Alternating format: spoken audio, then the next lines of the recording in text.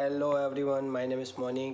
તો ગયા લેક્ચરમાં આપણે પ્રકરણ 6નો પ્રશ્ન 1-2 જોયા હતા. હવે આપણે પ્રશ્ન નંબર 2 એમાં પ્રકરણ 1 અને પ્રકરણ 3ના બધા ખરા ખોટા જોઈ લઈશું. તો આપણે સ્ટાર્ટ કરીએ.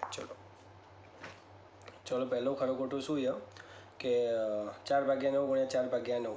તો ગુણાકાર હોય વચ્ચે તો ઉપરલાનો ઉપરલા સાથે થાય, નીચેલાનો નીચેલા સાથે ગુણાકાર થાય.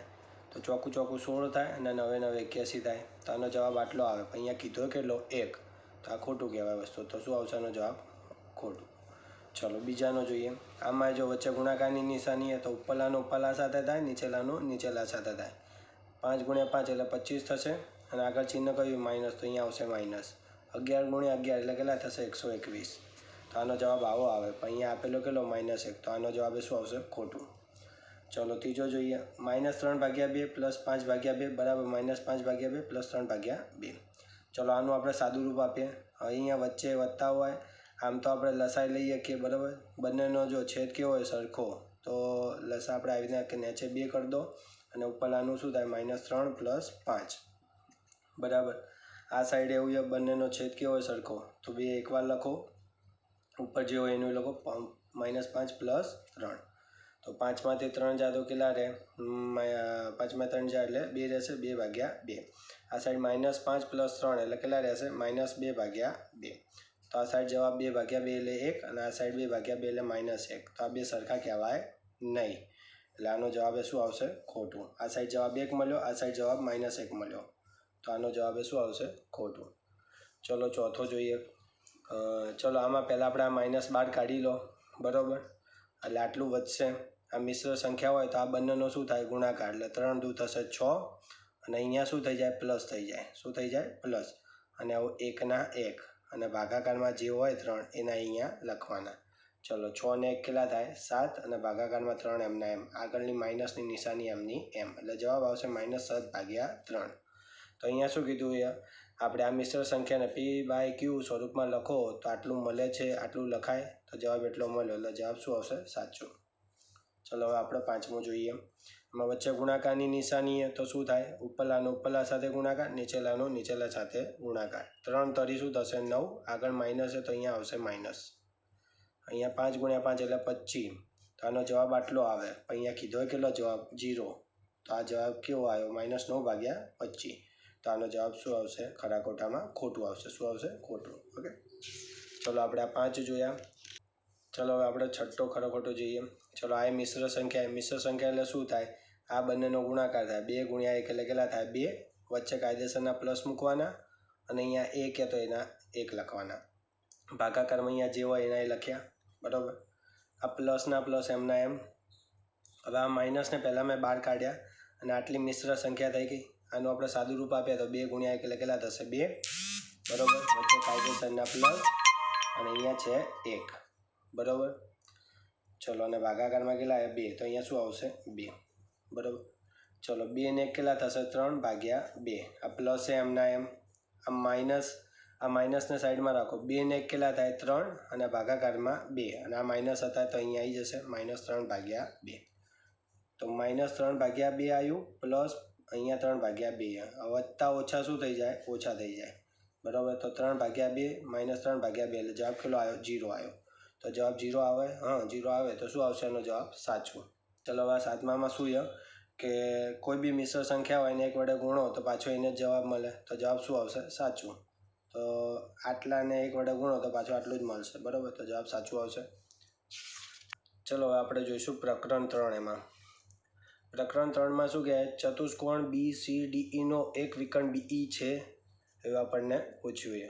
તો ચલો BCDE લાઈનથી લખવાના. BCDE કીધું તો BCDE તમે કાં તો આમ લખો BCDE. તો બરાબર. આ એક વિકર્ણ થયો એનો BD અને બીજો વિકર્ણ થયો EC. તો એના બે વિકર્ણ કયા થયા? એક BD થયો અને એક EC થયો.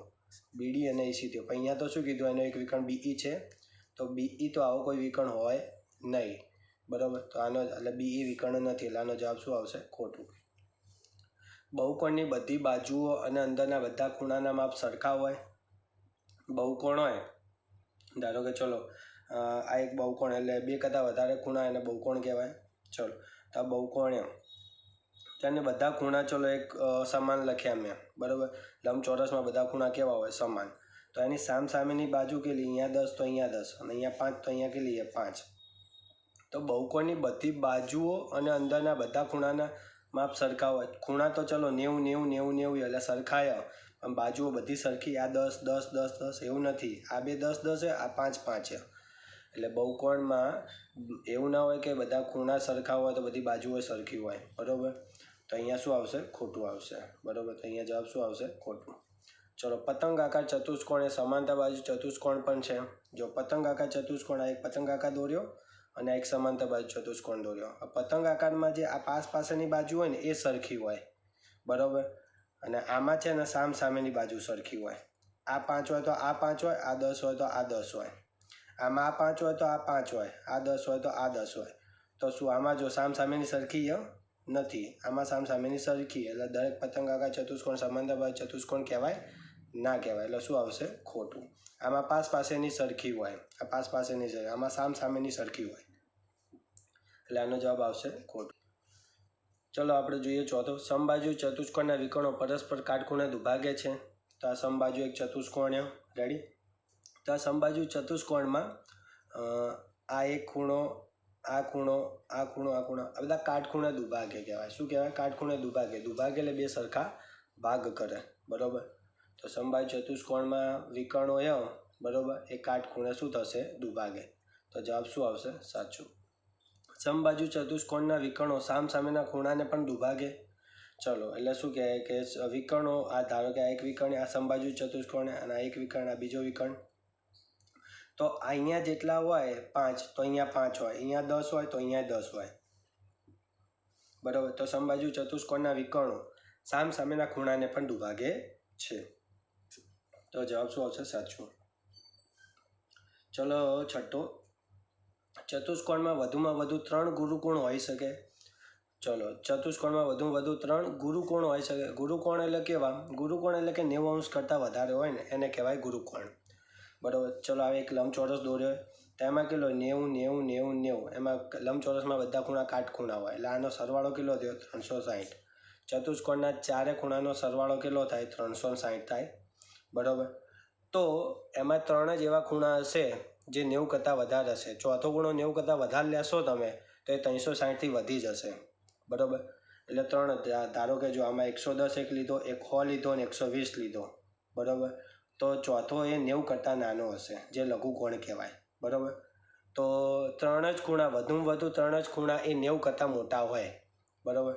એટલે ગુરુકોણ એટલે 90 કરતાં વધારે. તો શું કીધું? ચતુષ્કોણમાં વધુમાં વધુ 3 જ ગુરુકોણ હોઈ શકે. સાચી વાત છે. 3થી વધારે ગુરુકોણ હોઈ શકે નહીં. 3થી વધારે એટલે 4, અને 4 કોઈ દા ગુરુકોણ થાય નહીં. 4 ગુરુકોણ થાય તો એ 360 અંશનો ખૂણો બને નહીં. એટલે આનો જવાબ શું આવશે? સાચું.